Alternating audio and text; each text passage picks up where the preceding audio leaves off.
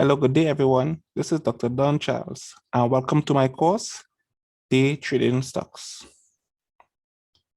So this is the first lecture, and this lecture will cover what are stocks and what is day trading. So we're starting first with stocks. What are stocks? A stock, also known as equity, is an asset that represents the ownership or a fraction of a company. This entitles the owner of the stock to a proportion of the company's profits based upon how much stock they own. Each unit of stock is referred to as a share. So stocks are called shares. The person that owns the stock is referred to as the shareholder. Stock ownership implies that the share owner owns a slice of the company equal to the number of shares held. So if a stockholder owned 1,000 shares and the company had 10,000 shares outstanding, then the shareholder owed 10% of the total company. How do we know this? Well, we take the shares that they own, we divide it by total number of shares outstanding. So the 1,000 divided by 10,000 equals 0.10 or 10%. There are two kinds of stocks, preferred stocks and common stocks. Holders of common stock and preferred stocks are supposed to receive dividends. However, the owners of preferred stocks are supposed to receive their payment of dividends before the owners of common stock. Common stock typically carry voting rights. In other words, the owners of common stock typically have the right to vote for the board of directors that is in charge of the company. Officially, the owners of preferred stock do not have voting rights. The key word I mentioned is officially. In practice, many stockholders own both common stock and preferred stock, so they end up having voting rights. Therefore, the owners of common stock and owners of preferred stock expect to be paid dividends. Otherwise, they can vote to change the board of directors at the next annual meeting. Now that we have introduced the concept of stocks, the next thing that we want to consider is trading. This course is titled Day Trading Stocks. This course is intended to teach you how to trade stocks. So you might wonder, what is trading? Trading is a practice where the economic agent buys and sells an asset with the objective of making a profit from changes in the price of the asset. Trading is distinct from investing. In investing, the economic agent makes a profit from buying and holding the asset over a long period of time and receiving an interest from the asset. In this case, the asset we are considering is the stock. So investors buy and hold stocks with the objective of making a profit from the dividends paid by the stocks over a period of time. In contrast, traders buy and sell stocks with the objective of making a profit from changes in the price of the stock. Trading is a subset of the practice called speculating. Speculators are economic agents that are not interested in any physical asset. They just want to make a profit from changes in the price of the asset. Speculators are economic agents that go on various financial markets to buy and sell assets to make a profit. They are not producers of the asset. They are not interested in the actual asset. They just want to make a profit from changes in the price of the asset. Let me give you an example. A speculator might go on a financial market and buy and sell shares of an oil company. The speculator does that because they believe they can make a profit from changes in the oil company's stock prices. However, the speculator is not interested in the oil that the company actually produces. All the speculator wants to do is profit from changes in the price of the shares of the company. Now that we have established what is trading, the next thing to consider is the different trading styles. There are multiple trading styles. Each style differs based on the length in which a trader holds the asset. Recall, the trader is the economic agent that practices trading. The asset we are referring to in this course is stocks. The different trading styles are position trading, swing trading, day trading, and scalping. Position trading involves trades which are held from a few weeks to even a few months. A position trader is a type of trader who holds a position in an asset for a long period of time. This type of trading resembles investing, as the trader holds the asset for a long period of time. The trader might hold the asset for a long period of time as they might have profit objectives and they are waiting for their profit objectives to be met. For example, the trader might buy a stock now for US $40. I'm saying US $40 because most of the time we are traded on financial markets, the currency is quoted in US. In other words, if we are buying and selling stocks, we are buying and selling stocks in US currency. So if we consider an example, a trader might buy a stock now for US $40.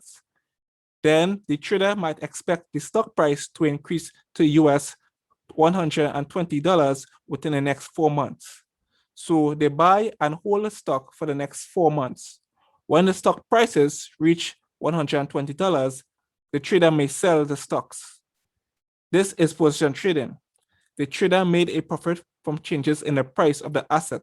They bought the stock at $40 and sold at $120. So they made a profit of $80. They made a profit of $80 over the change in the price of the stock. Although the trader held the stock for a relatively long period of time, it was not investing. So 4 months for a trader might be considered long. However, this is not investing. So you may be wondering what distinguishes trading from investing. You may think that the dividends is a key factor that distinguishes trading from investing.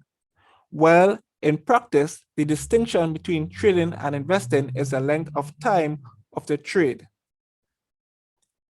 In practice, investors hold for long periods of time, extending beyond 1 year. Investors end up earning dividends. So as investors hold the asset, well, in this case, the asset is a stock. As investors hold the asset for a long period of time, they end up earning dividends.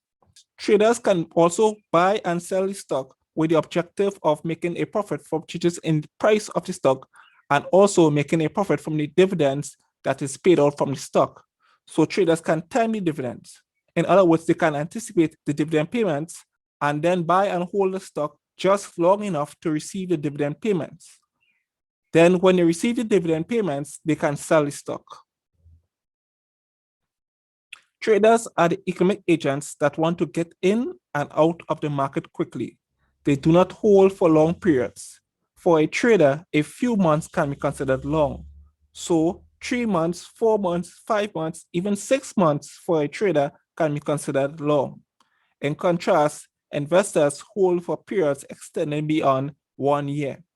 Additionally, investors tend to buy and hold a stock to make a profit from the dividends over a long period of time. In contrast, traders just want to buy and sell the stocks with the objective of making a profit from changes in the price of the stock.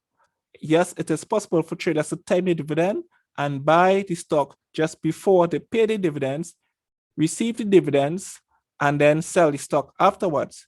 Generally, trading refers to the short-term practice. It refers to the practice where the economic agent, here the economic agent is the trader, they buy the asset, they hold the asset for a short period of time, and they sell the asset with the objective of making a profit. Yes, it is possible they can make a profit from the dividends also, but generally they try to make a profit from changes in the price of the asset. This is trading. Position traders are traders that hold for a period ranging from a few weeks to a few months. The next type of trading is swing trading. Swing trading involves making trades over a few days to a few weeks. So the trader that practices swing trading does not hold the stocks as long as a position trader. They hold for a few days to achieve their target profit, or they may hold for a few weeks to achieve their target profit. The third type of trading is called day trading. This is day trading. Day trading involves making one or a few trades in one day. In other words, the trader buys the stock at one point in time in the day and then sells the stock before the end of the day. The day trader does not hold the stock for multiple days. So if the day trader bought the stock at 10 o'clock in the morning and then sold the stock at roughly about 3 o'clock in the afternoon, it is possible that the day trader could have made a profit from changes in the price of the stock. This would be day trading because they bought the stock and sold the stock within the same day. They did not hold the stock for long periods of time. This is day trading. The fourth type of trading style of trading technique is called scalping. This is scalping. Scalping involves taking multiple trades within a short period of time, ranging from a few minutes to a few hours. So they might buy and sell a stock now, and then they might sell the stock about 10 minutes afterwards. This is scalping. This type of high frequency trading is referred to as scalping. Scalpers try to make a profit from small changes in the price of the asset. So generally, a scalper recognizes that within a day, the price of the asset may fluctuate. It goes up, it goes down, and within a day, there might be large changes and there might be small changes. The scalper tries to make profit from a series of small changes in the price of the asset. Let me give you an example. Suppose the asset right now was trading at $10. Then the asset goes to $11, then it drops back to $10, then it goes to $12, then drops back to $11.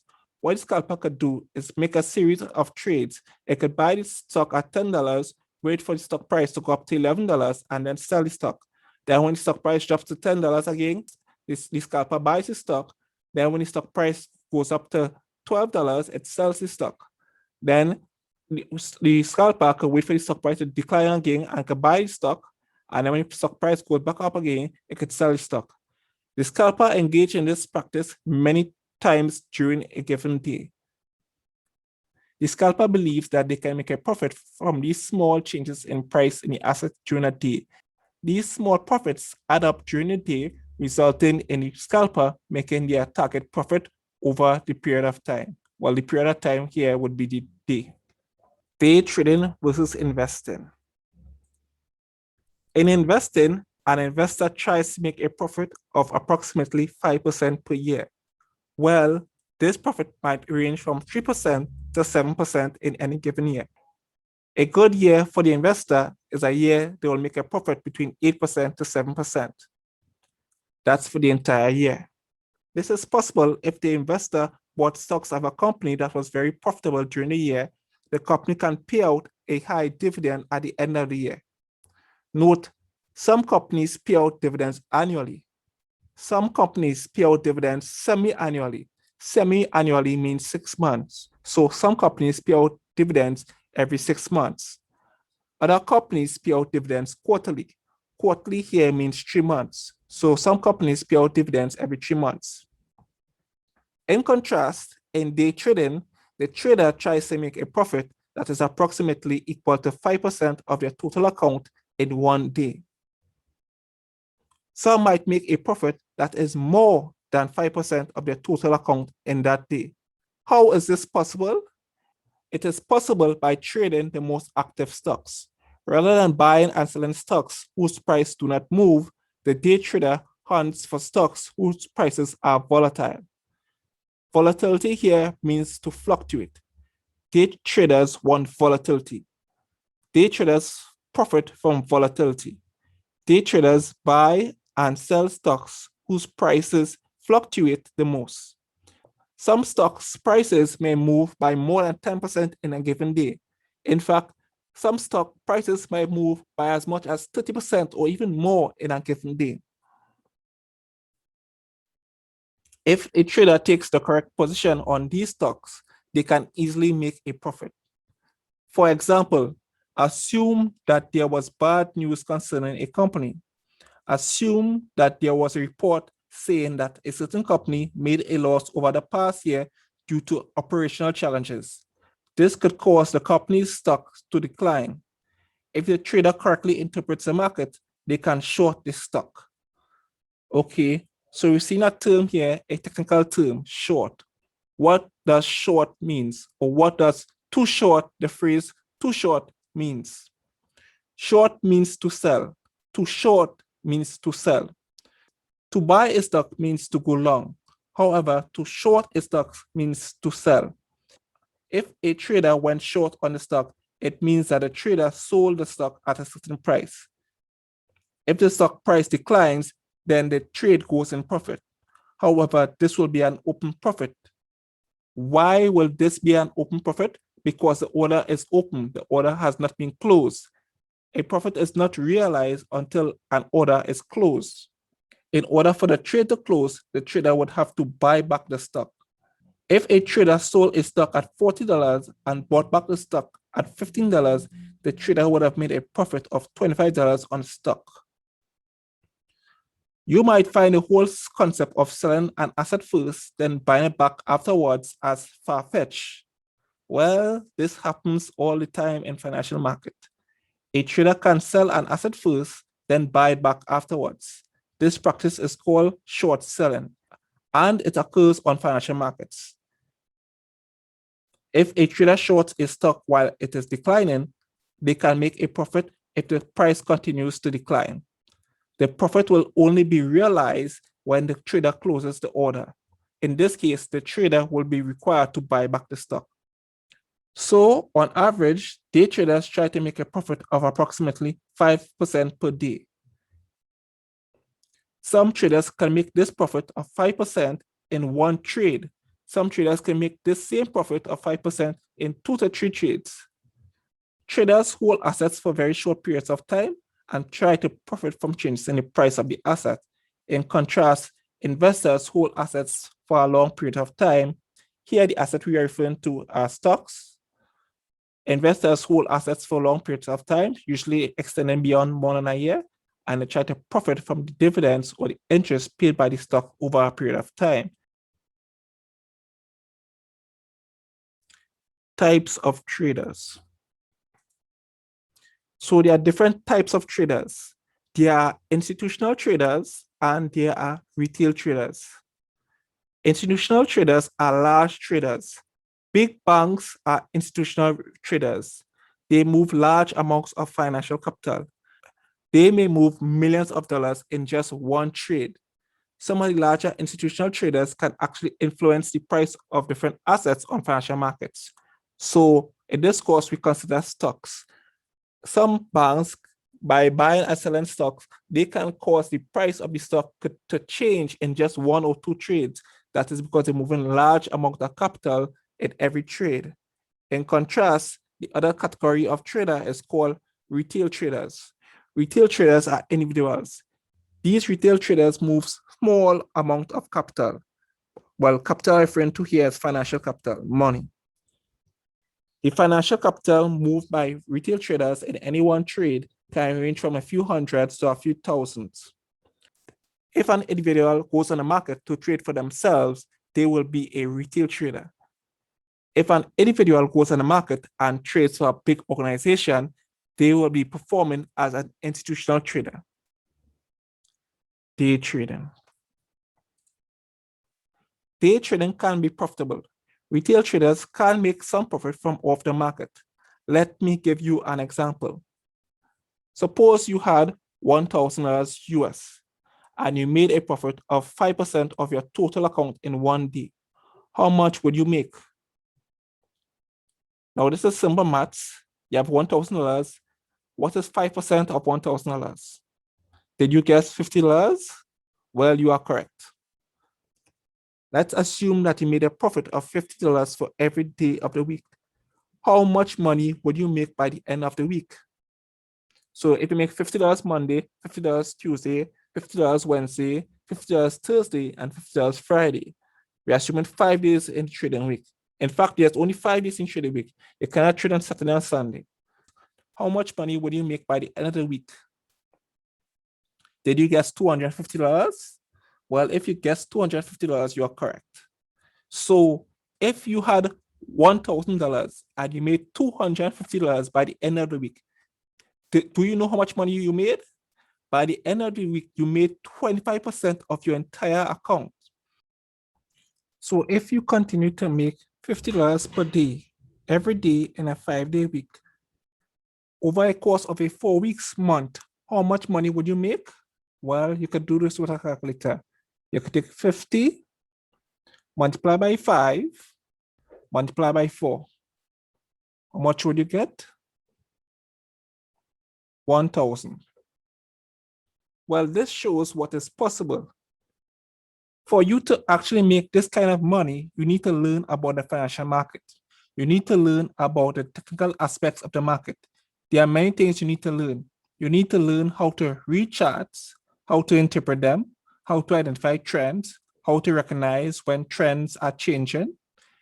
You need to learn how to implement profitable strategies, how to interpret the news. All these things you need to learn in order to trade the market. These things may sound very technical, they may sound far-fetched. However, these things are doable, these things are learnable. If you trade the financial market without knowing these things, you can make several losses. Even worse, you can make a series of losses and not even know why you are making the losses. This course will teach you. It will teach you how to trade the financial market. More specifically, it will teach you how to trade the markets and it will teach you how to manage your risk. This course will teach you how to trade stocks. It will teach you the technical skills required to trade the market. It will also teach you how to maximize your wins and how to minimize your losses. So you may be concerned that you are hearing the term losses. You might think that you want to win all your trades as a trader. Well, I must say that successful traders are not the traders who do not lose. Successful traders are those traders that incur some losses. However, they have found some way to minimize their losses and maximize their wins. Let me give you an example. In a casino, there are many people playing different games. Every time a person wins, they get a payout from the casino and the casino takes a loss. Every time a person loses, the casino takes a win. So in the casino, both the people in the casino and the casino takes wins and losses. However, in the long run, the casino ends up as the winner. Why is that? It is because the casino manages their risks. They found ways to minimize their losses and maximize their wins. This is the same thing you need to do as a trader. You need to maximize your wins and minimize your risk. Risk here refers to the losses which you may take. Let me give you an example. Suppose you took 2 trades. In one trade, you took a win and you earned $500. In another trade, you took a loss and you lost only $250. Then after the 2 trades, you will be in net profit of $250. Here you have a profit to loss ratio of 2 to 1. You take a win on average that was 2, and you took a loss on average that was 1. This is what you need to do in order to trade the financial market successfully. You need to trade with a good reward to risk ratio. If you trade with a reward to loss ratio of 2 to 1 or better, you can become a successful trader. This course will teach you the fundamentals required to trade the market. It will also teach you how to implement strategies and manage risk. This brings me to the end of this lecture. Thank you for listening and stay tuned for more.